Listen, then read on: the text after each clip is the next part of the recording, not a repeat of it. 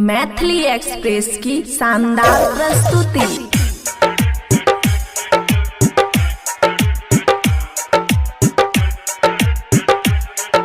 खुशी recording studio बलुआहा।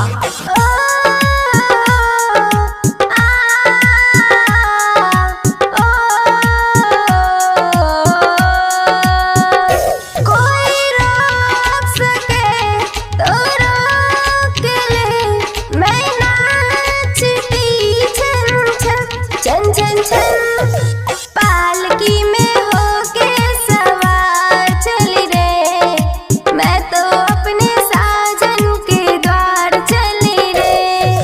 पालकी में होके सवार चली रे, मैं तो अपने साजन के द्वार चली रे।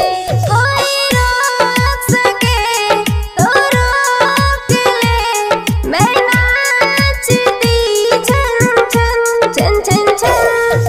पालकी में होके सवार चली रे, मैं तो अपने साजन के द्वार चली रे। पालकी में होके सवार चली रे, मैं तो अपने साजन के द्वार चली रे। DJ good Madhubani, DJ good Madhubani, DJ good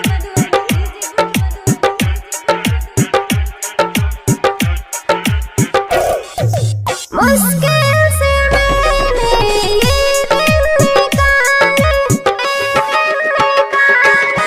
मुश्किल से मैंने ये दिन निकाले। चलते चल तू ओ गाड़ी वाले, ओ गाड़ी वाले।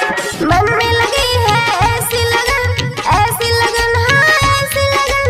होके मैं भरी बेकरार चली रे, होके मैं भरी बेकरार चली रे। मैं तो अपने साजन के द्वार चली रे। पालकी में होके सवार चली रे, मैं तो अपने साजन के द्वार चली रे। DJ good Madhubani, DJ good Madhubani, DJ good Madhubani. Khushi recording studio बलुआहा।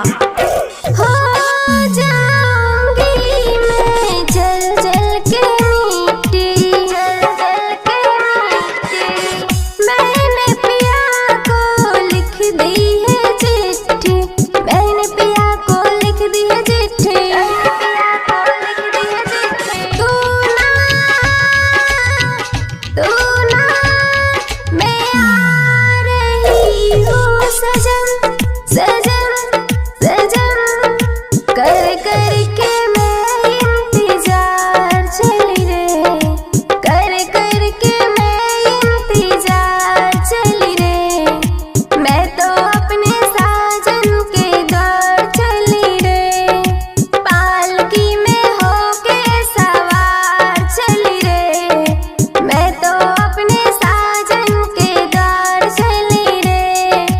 पालकी में होके सवार चली रे, मैं तो अपने साजन के द्वार चली रे। ओ